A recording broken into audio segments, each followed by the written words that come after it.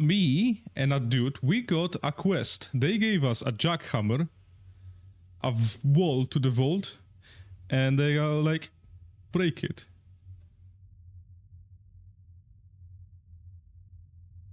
With a jackhammer.